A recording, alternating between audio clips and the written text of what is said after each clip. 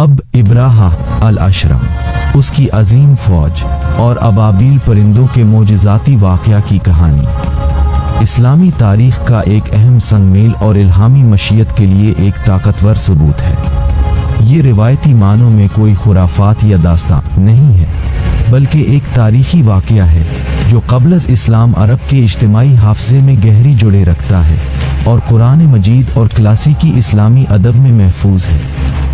इस कहानी की ताकत सिर्फ इसके मोजिज़ाती अंजाम में नहीं है, बल्कि उसके गहरे सियासी, मजहबी और रूहानी सियाक़ो सबाक़ में है। हकीकी कहानी को समझने के लिए पहले 6ठी सदी ईसवी के अरब का मंजरनामा समझना ज़रूरी है। ये सदी, जिसे इस्लामी मुसादिर में अक्सर दौरे जाहिलियत कहा जाता है, कबाइली इंतिशार, शिर्क और बदलती हुई ताकत की कशमकश का दौर था। इसके बावजूद मक्का शहर एक मुनफरिद मुहतरम मकाम रखता था। ये ना तो फौजी ताकत का मरकज था और ना ही ज़रई खुशहाली का। इसकी ताकत मुकम्मल तौर पर रूहानी और मुआशी थी। उसके दिल में काबा था, एक सादा मुरबा ढांचा जिसके बारे में अरबों का अकीदा था कि उसे हज़रत इब्राहीम अलैहिस्सलाम और उनके बेटे इस्माईल अलैहिस्सलाम ने तामीर किया था। ये मुक़द्दस मकाम न सिर्फ कुरैश कबीले का रूहानी मरकज़ था, बल्कि सारे अरब में उसकी हैसियत एक ऐसे पनाहगाह की थी जहाँ जंगो जदल हराम था। उसकी वजह से मक्का तिजारत और हज का मरकज़ बन गया। साल भर हर तरफ से लोग ज़ियारत के लिए आते, अपने बुतों के सामने सजदा रेज होते और साथ ही वसीयत तिजारती मेले लगते। ये रूहानी हैसियत मक्का के लोगों के लिए मुआशी खुशहाली, तहफ़्फ़ुज़ और वक़ार का ज़रिया थी। दूसरी तरफ मौजूदा यमन की सरजमीन पर उस वक्त हबशा इथियोपिया का एक वाइसराय इब्राहा अल अशरम हुक्मरान था। वो एक ताकतवर और मगरूर हुक्मरान था। यमन पर हबशी हुकूमत ईसाई थी और इब्राहा खुद भी ईसाई मजहब का पैरोकार था। उसने अपने इक़्तिदार को मजबूत करने और खित्ते में ईसाइयत के असर और रसूख को बढ़ाने के लिए एक शानदार इबादत गाह तामीर की। ये गिरजा, जिसे अल-क़लीस या बाज़ रिवायात के मुताबिक अस-सलीस कहा जाता है, सना में तामीर किया गया। उसे इतना प्रताइश, खूबसूरत और मजबूत बनाया गया कि वो पूरे अरब में मशहूर हो गया। इब्राहा का ख्वाब ये था कि ये गिरजा अरबों की अकीदत व हज का नया मरकज़ बन जाए और मक्का के काबा की जगह ले ले। वो चाहता था कि अरब कबाइल की वफादारी रूहानी तौर पर उसकी तरफ और उसके मजहब की तरफ मुंतकिल हो जाए, जिससे उसकी सियासी ताकत बेपनाह बढ़ जाएगी। लेकिन इब्राहा को एक बड़ी नाकामी का सामना करना पड़ा। अरबों के दिल पर काबा की मोहब्बत और अकीदत इतनी गहरी थी कि वो इस नई इमारत की तरफ माइल न हुए, बल्कि रिवायात में आता है कि एक अरब ने तो इस नए गिरजा की बेहुरमती कर दी। बाज़ रिवायात के मुताबिक उसमें नापाकी फैलाई। ये अमल इब्राहा के लिए नाकाबिले बर्दाश्त था। उसने उसे ज़ाती तौहीन और अपने मजहब की तौहीन समझा। गुस्से और इंतकाम के जज्बे से भरकर उसने एक फैसला किया, अगर अरबों का दिल काबा से नहीं हटता तो फिर काबा ही को मिटा दिया जाए। इस तरह न सिर्फ उसकी बेहुरमती का बदला लिया जाएगा, बल्कि मक्का की रूहानी बालादस्ती को तबाह करके अरब मजबूरन उसके बनाए हुए गिरजा की तरफ रुजू करेंगे। ये महज एक फौजी मुहिम नहीं थी, ये एक सलीबी जंग, एक अकीदे की जंग थी।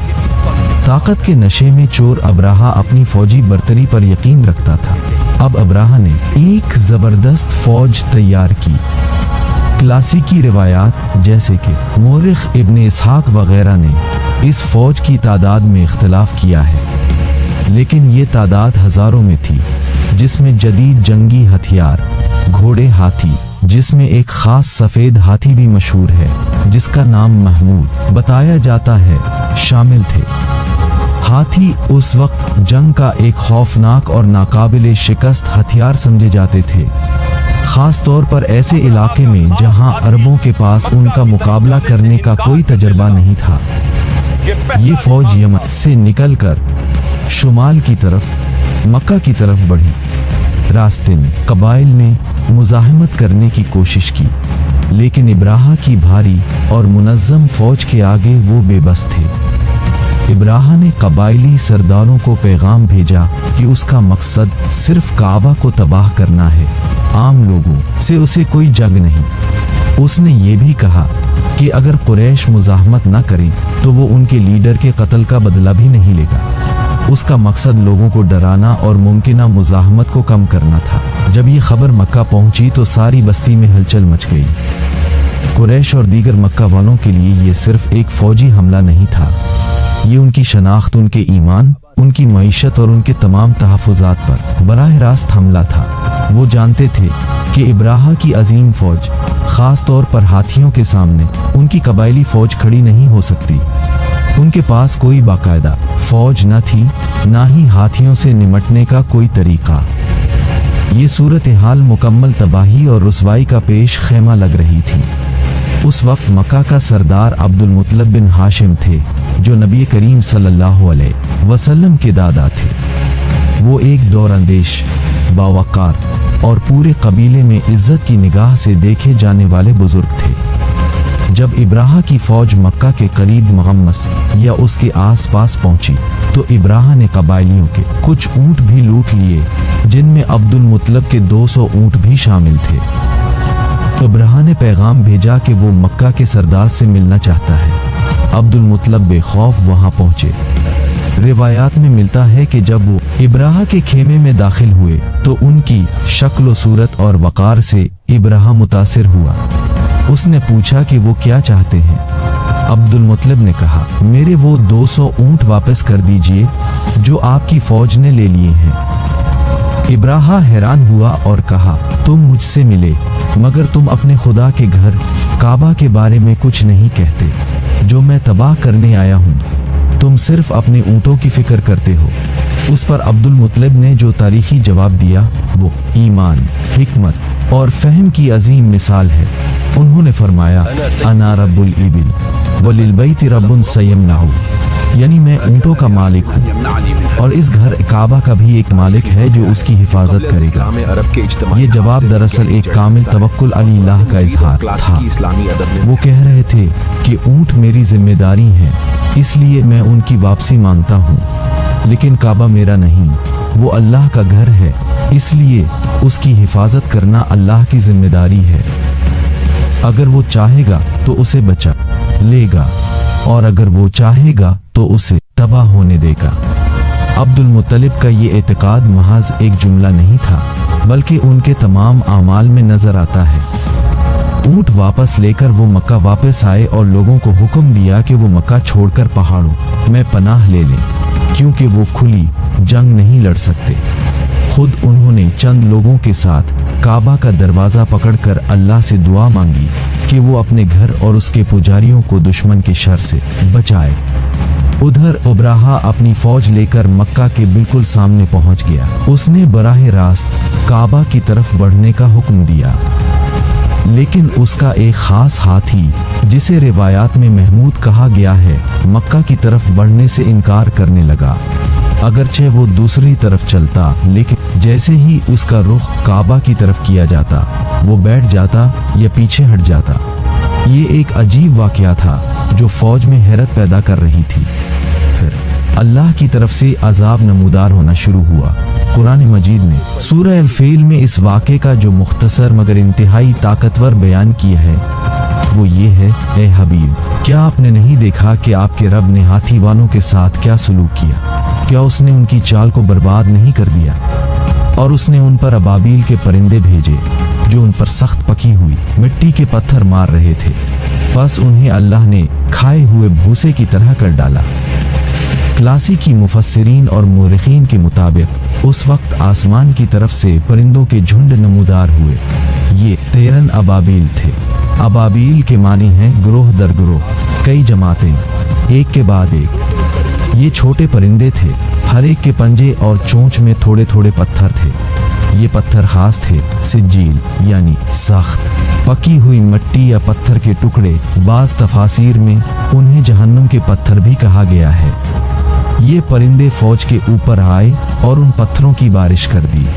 ये सिर्फ आम पत्थर नहीं थे, तारीखी रिवायात में है کہ جب یہ چھوٹا سا پتھر کسی شخص کو لگتا تو اس کا جسم گلنا شروع ہو جاتا۔ یہ ایک مہلک اور تیز ترین بیماری کی طرح پھیل گیا۔ پتھر جہاں لگتا وہاں گوشت گلنے لگتا، اور یہ عمل اس قدر تیز تھا کہ فوج کے لوگ بھاگنے اور بچنے کی کوشش کرتے ہوئے ہی مرنے لگے۔ ہاتھی سمیت تمام فوج تباہ و برباد ہو گئی۔ ابراہا خود زخمی ہوا اور بھاگنے کی کوشش کی، لیکن راستے ہی میں اس کا جسم بھی ٹوٹ کر گرتا گیا اور وہ مر گیا۔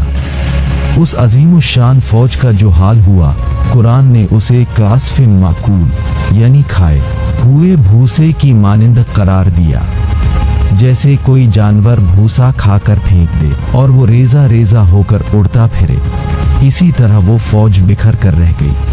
اس واقعے کے نتیجے میں مکہ اور کعبہ کی حرمت اور عظمت عرب میں اور بڑھ گئی۔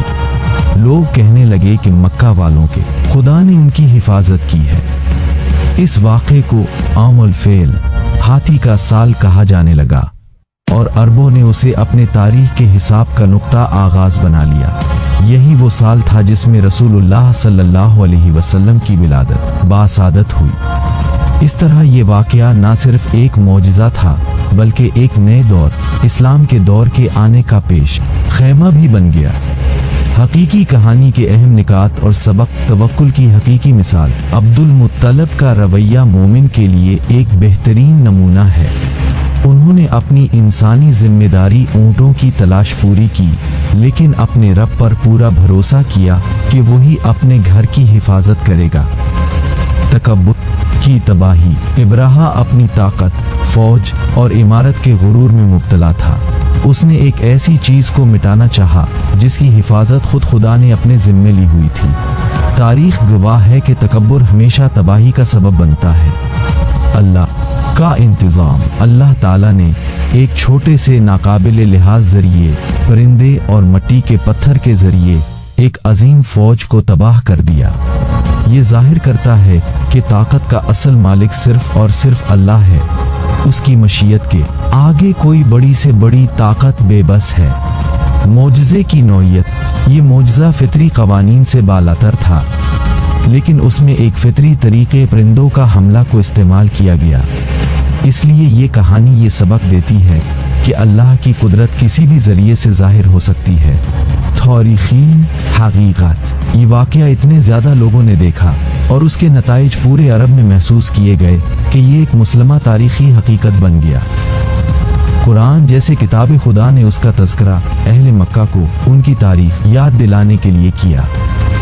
اس لیے ابابیل اور ہاتھی والوں کی کہانی محض ایک دلچسپ قصہ نہیں ہے، یہ طاقت اور عاجزی، تکبر اور توکل اور انسانی منصوبوں پر الہامی مشیت کی بالادستی کے بارے میں ایک گہرا اور ہمیشہ زندہ رہنے والا سبق ہے۔ یہ اس بات کی یاد دہانی ہے کہ جو گھر حقیقی معنوں میں اللہ کا ہو، اسے کوئی طاقت نیست و نابود نہیں کر سکتی، خواہ وہ پتھر کے پرندوں کے ذریعے ہی اس کی حفاظت کیوں نہ کرے۔